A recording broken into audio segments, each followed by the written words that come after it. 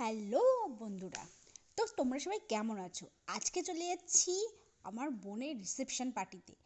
যে আমার এফবি বলো, আমার ইউটিউব বলো, যে আমার বোনের বিয়ে, বোনের বিদায়তে ভরে গেছে ব্লগে। তো আজকে চলে যাচ্ছি ওরই রিসেপশন পার্টিতে। তো এই লুকটা দেখো, আমি লেহেঙ্গা পরেছি। এটা কিন্তু আমার বিয়ের লেহেঙ্গা, ঠিক আছে? আমার রিসেপশনে আমি এই লেহেঙ্গাটা পরেছিলাম।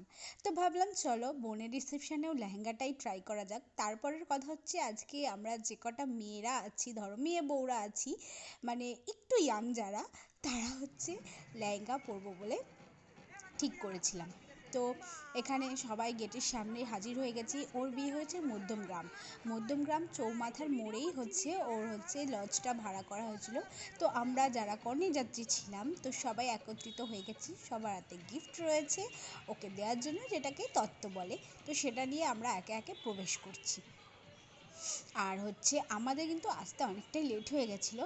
প্রায় তোমার 10টা মতন বেজে গেছিলো, ঠিক আছে? মানে বুঝতেই পারছো, কন্যাযাত্রী মানে অনেক সাজগোজের ব্যাপার, তো সাজতে সাজতে অনেকটাই লেট হয়ে গেছে। তো যাই হোক, পৌঁছে গেলাম বোনের কাছে। বোনকে তো দেখে আমি পুরো একদম মুগ্ধ হয়ে গেলাম। এত মিষ্টি লাগছিল ওকে দেখতে।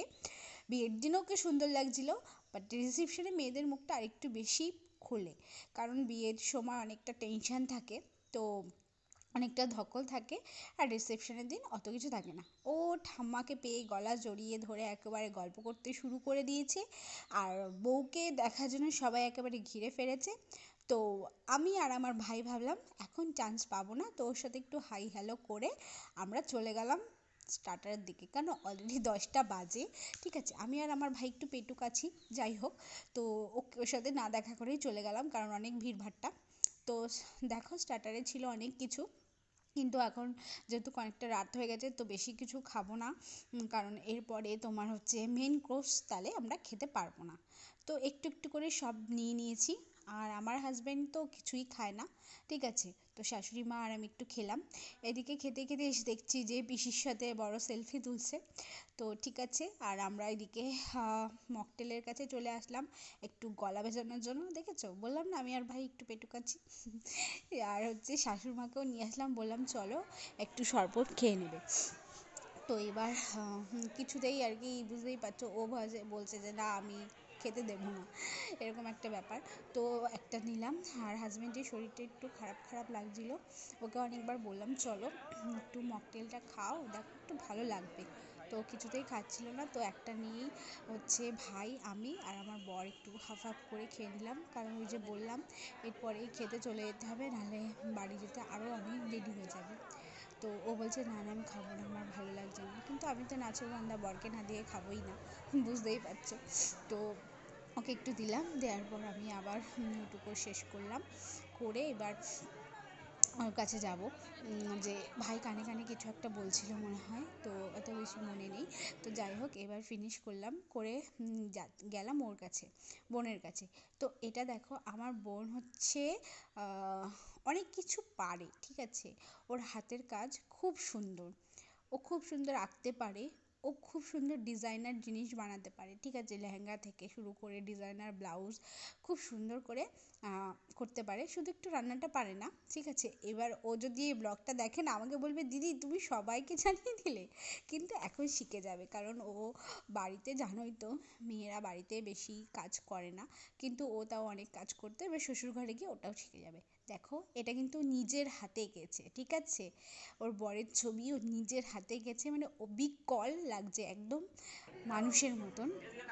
মনে হচ্ছে মানে আবিরই যেন ফটোতে বন্দি হয়ে রয়েছে, এরকম। তো যাই হোক, ওই গিফটটা দেওয়া হলো, কারণ সেদিনকে ছিল ভ্যালেন্টাইন ডে প্লাস রিসেপশন। তো তাড়াতাড়ি করে আমরা ওইটুকু মুহূর্তে এনজয় করে চলে আসলাম খাওয়ার টেবিলে। খেতে বসে পড়লাম। আমরা লাস্ট ব্যাচের আগের ব্যাচ ছিল। আমার বরের চোখ দেখেছো ঢুলু ঢুলু হয়ে গেছে ঘুমে, কারণ প্রচণ্ড ঘুম পাচ্ছিল সারাদিন কাজকর্ম করে এসে তারপরে বসা।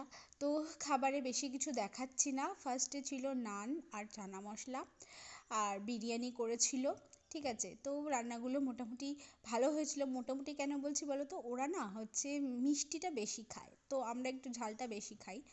আর মাটন হয়েছিল, তো ওই জন্য বললাম। যাই হোক, খাওয়া দাওয়া শেষ করলাম, করে আবার একটু বোনের কাছে গেলাম, কারণ ওকে বলে আসি যে চলে যাচ্ছি। আর এইটুকু সময় একটু ক্যামেরা বন্দি করে রাখলাম, ওকে বললাম তাড়াতাড়ি যাস, ও একদিন বাদে যাবে। তো সবাই বললাম একটু ভালো করে থাকিস, আর আমরা আর বেশিক্ষণ থাকতে পারছি না, তোমাকে খুব মিষ্টি লাগছে, তো এবার আমরা গুটি গুটি পায়ে বেরিয়ে আসি। ঠিক আছে, এটা হচ্ছে মামি আমার। আর বরকে তো দেখিয়েছো, বরকে আর দেখানোর কিছু নেই। তো এবার আমি বলতে শুরু করে দিয়েছি বাড়ি যাব। এই যে আমাদের সব সখীগণ, লেহেঙ্গা সখী, আমরা সবাই একসাথে লেহেঙ্গা পরে, তো চলো এবার বেরিয়ে যাচ্ছি। এই যে বাস, কন্যাযাত্রীর বাস, ঠিক আছে, বা মা বাস বলেছিল। তো এবার বাসে উঠে পড়তে হবে, এক এক করে উঠে পড়ছে সবাই। তো উঠে বসে গেলাম, ঠিক আছে।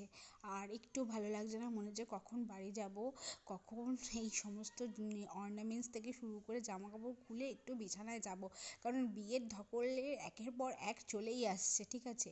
আর মানে এই মাথায় যে ফুলটা না, সেটাও রাখতে ইচ্ছা করছে না, মনে হচ্ছে বাসেই মনে হয় এগুলো খুলে নেব আর গিয়েই ধপাস করে শুয়ে পড়বো। তো টাটা।